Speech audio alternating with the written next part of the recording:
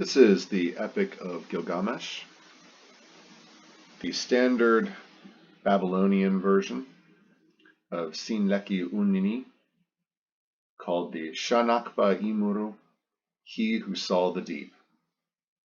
Tablet 1.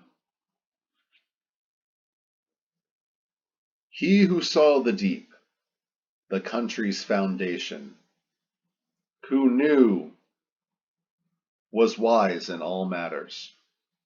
Gilgamesh, who saw the deep, the country's foundation, who knew, was wise in all matters. He everywhere, and learnt of everything the sum of wisdom. He saw what was secret, discovered what was hidden. He brought back a tale of before the deluge. He came a far road, was weary, found peace. He set all his labors on a tablet of stone. He built the rampart of Uruk the sheepfold, of holy Eanna the sacred storehouse. See its wall, like a strand of wool. View its parapet that none could copy. Take the stairway of a bygone era. Draw near to Eanna, seat of Ishtar the goddess, that no later king could ever copy. Climb Uruk's wall and walk back and forth. Survey its foundations, examine the brickwork. Were its bricks not fired in an oven?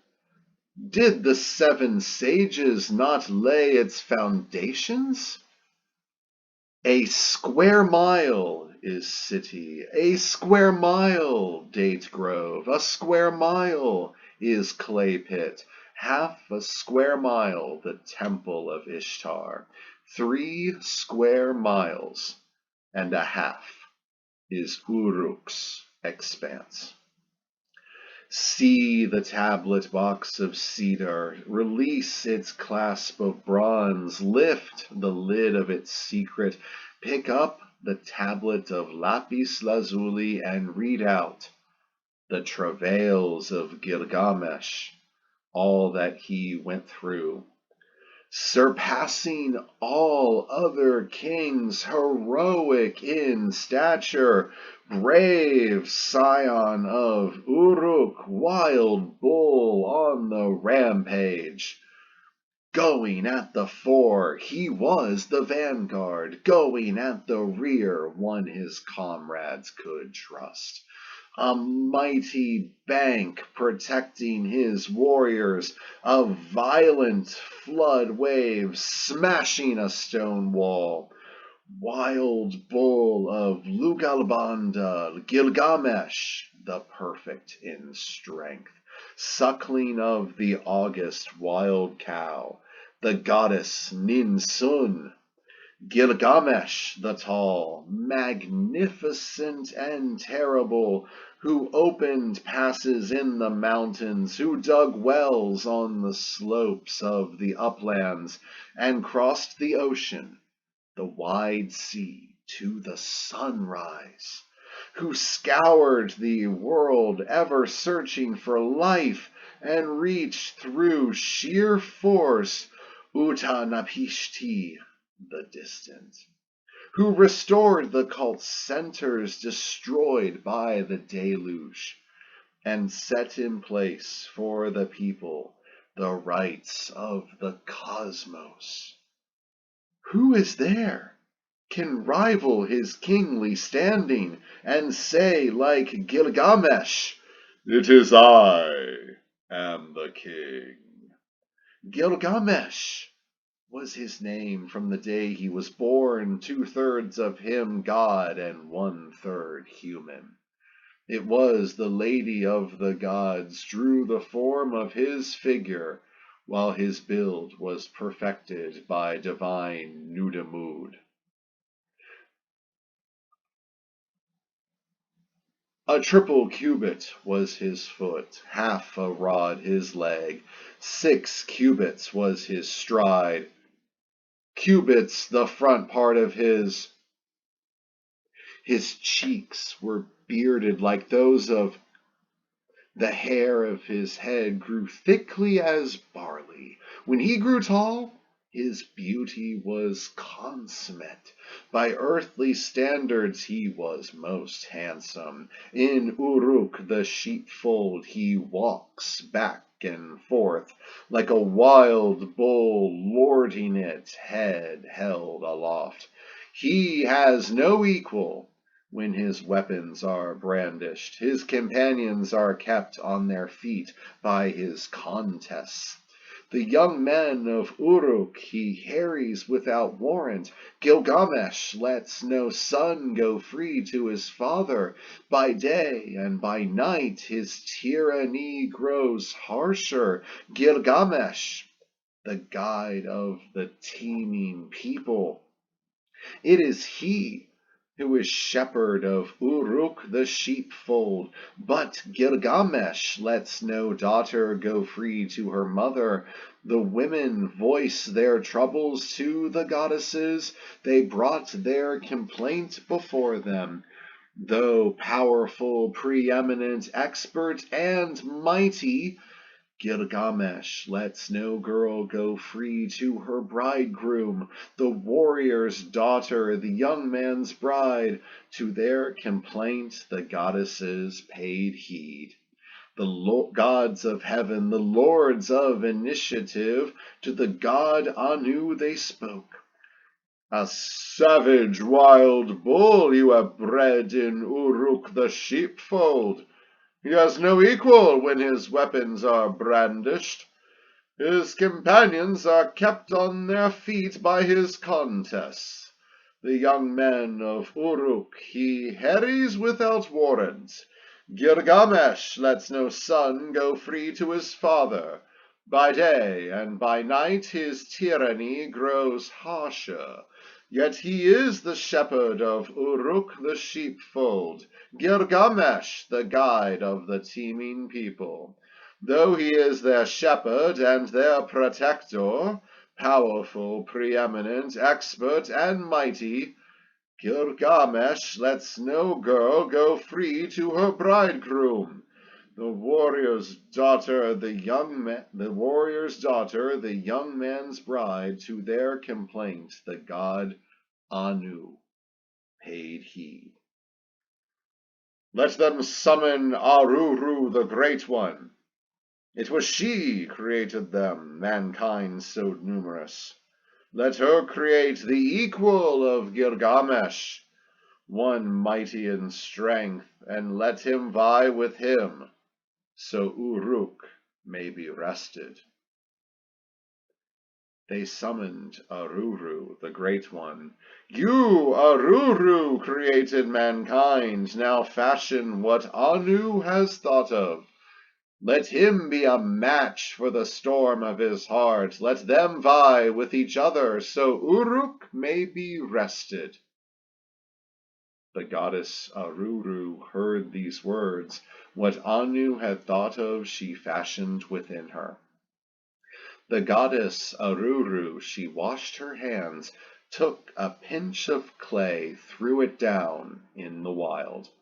In the wild, she created Enkidu, the hero, offspring of silence, knit strong by Ninurta. All his body is matted with hair. He bears long tresses like those of a woman. The hair of his head grows thickly as barley. He knows not a people, not even a country. Coated in hair like the god of the animals, with the gazelles he grazes on grasses, joining the throng with the game at the waterhole, his heart delighting with the beasts in the water. A hunter, a trapper man, did come upon him by the waterhole. One day, a second, and then a third, he came upon him by the waterhole. When the hunter saw him, his expression froze, but he, with his herds, went back to his lair. The hunter was troubled, subdued, and silent. His mood was despondent, his features gloomy. In his heart there was sorrow. His face resembled one come from afar. The hunter opened his mouth to speak, saying to his father, "My father, there was a man came by the water hole, mightiest in the land, strength he possesses, his strength is as mighty as a rock from the sky. Over the hills he roams all day, always with the herd he grazes on grasses, always his tracks are found by the water hole. And I am afraid, and I dare not approach him. He fills in the pits that I myself dig. He pulls up the snares that I lay. He sets free from my grasps all the beasts of the field. He stops me doing the work of the wild." His father opened his mouth to speak, saying to the hunter, "My son, in the city of Uruk, go seek out Gilgamesh. In his presence, his strength is as mighty as a rock from the sky. Take the road, set your face toward Uruk. Do not rely on the strength of a man. Go, my son, and fetch Shamhat the harlot. Her allure is a match for even the mighty. When the herd comes down to the water hole, she should strip off her raiment to reveal her charms. He will see her and will approach her. His herd will spurn him, though he grew up amongst it." Paying heed to the advice of his father, the hunter went off, set out on the journey. He took the road, set his face toward Uruk. Before Gilgamesh the king, he spoke these words: "There was a man came by the water hole, mightiest in the land. Strength he possesses, his strength is as mighty as a rock from sky. Over the hills he roams all day, always with the herd he grazes on grasses, always his tracks are found by the water hole. I am afraid, and I dare not approach him. He fills in the pits that I myself dig. He pulls up the snares that I lay. He sets free from my grasp all the beasts of the field. He stops me doing the work of the wild." Said Gilgamesh to him, to the hunter, "Go, hunter, take with you Shamhat the harlot. When the herd comes down to the water hole, she should strip off her raiment to reveal her charms. He will see her, and will approach her. His herd will spurn him, though he grew up amongst it." Off went the hunter, taking Shamhat the harlot. They set out on the road. They started the journey. On the third day, they came to their destination. Hunter and harlot sat down there to wait. One day, and a second, they waited by the water hole. Then the herd came down to drink the water. The game arrived, their hearts delighting in water. And Enkidu also, born in the uplands. With the gazelles he grazed on grasses, joining the throng with the game at the water hole, his heart delighting with the beasts in the water. Then Shamhat saw him, the child of nature, the savage man from the midst of the wild. "This is he, Shamhat. Uncradle your bosom, bare your sex. Let him take in your charms. Do not recoil, but take in his scent. He will see you and will approach you. Spread your clothing so he may lie on you. Do for the man the work of a woman. Let his passion caress and embrace you. His herd will spurn him, though he grew up amongst it." Shamhat unfastened the cloth of her loins. She bared her sex, and he took in her charms. She did not recoil. She took in his scent. She spread her clothing, and he lay upon her. She did for the man the work of a woman. His passion caressed and embraced her. For 6 days and 7 nights Enkidu was erect as he coupled with Shamhat. Then with her delights he was fully sated. He turned his gaze to his herd. The gazelles saw Enkidu. They started to run. The beasts of the field shied away from his presence. Enkidu had defiled his body so pure. His legs stood still, though his herd was in motion. Enkidu was weakened, could not run as before. but now he had reason and wide understanding. He came back and sat at the feet of the harlot, watching the harlot, observing her features. Then to the harlot's words he listened intently, as Shamhat talked to him, to Enkidu. You are handsome, Enkidu, you are just like a god. Why with the beast do you wander the wild? Come, I will take you to Uruk, the sheepfold, to the sacred temple, home of Anu and Ishtar, where Gilgamesh is perfect in strength, like a wild bull lording it over the menfolk. So she spoke to him, and her word found favor. He knew by instinct he should seek a friend. Said Enkidu to her, to the harlot, Come, Shamhat, take me along to the sacred temple, holy home of Anu and Ishtar, where Gilgamesh is perfect in strength, like a wild bull lording it over the menfolk. I will challenge him, for my strength is mighty. I will vaunt myself in Uruk, saying, I am the mightiest. There, I shall change the way things are ordered. One born in the wild is mighty. Strength he possesses. Shamhat said, Let the people see your face. That exists, I know indeed. Go, Enkidu, to Uruk the sheepfold, where young men are girt with waistbands. Every day in Uruk there is a festival. The drums there rap out the beat, and there are harlots most comely of figure, graced with charm and full of delights. Even the aged they rouse from their beds. O Enkidu! As yet so ignorant of life, I will show you Gilgamesh, a man happy and carefree. Look at him, regard his features. He is fair in manhood, dignified in bearing, graced with charm is his whole person. He has a strength more mighty than yours, unsleeping he is by day and by night. O Enkidu, cast aside your sinful thoughts. Gilgamesh it is whom divine Shamash loves. The gods Anu, Enlil, and Ea have broadened his wisdom.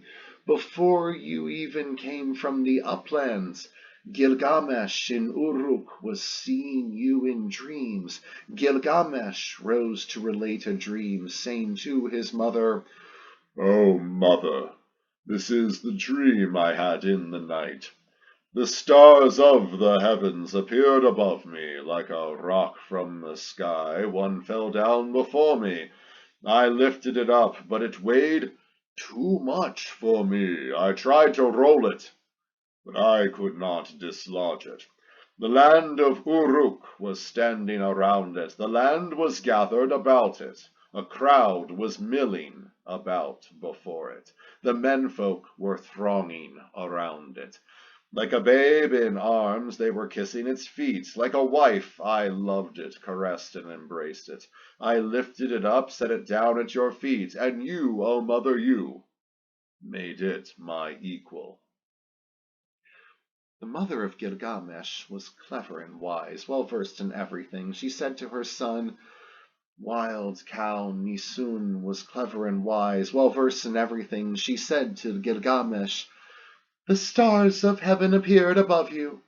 Like a rock from the sky, one fell down before you. You lifted it up, but it weighed too much for you. You tried to roll it, but you could not dislodge it. You lifted it up, set it down at my feet, and I, Ninsun, I made it your equal. Like a wife you loved it, caressed and embraced it. A mighty comrade will come to you and be his friend's savior. Mightiest in the land, strength he possesses. His strength is as mighty as a rock from the sky. Like a wife you'll love him, caress and embrace him. He will be mighty and often will save you. Having a second dream, he rose and entered before the goddess his mother. Said Gilgamesh to her, to his mother, Once more, O mother, I have had a dream. In a street of Uruk, the town square, an axe was lying with a crowd gathered round.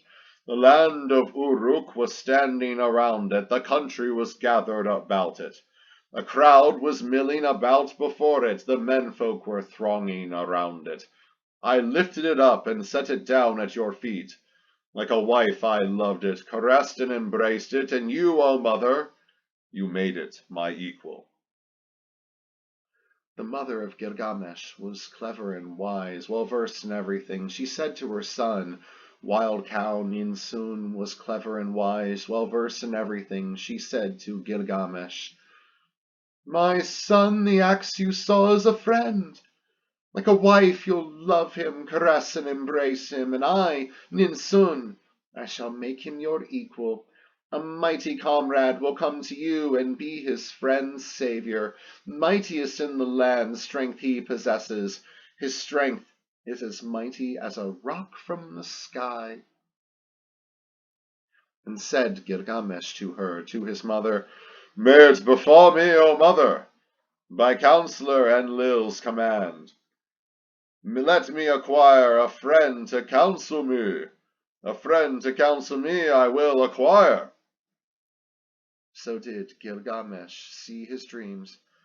After Shamhat had told Enkidu the dreams of Gilgamesh, the two of them together began making love.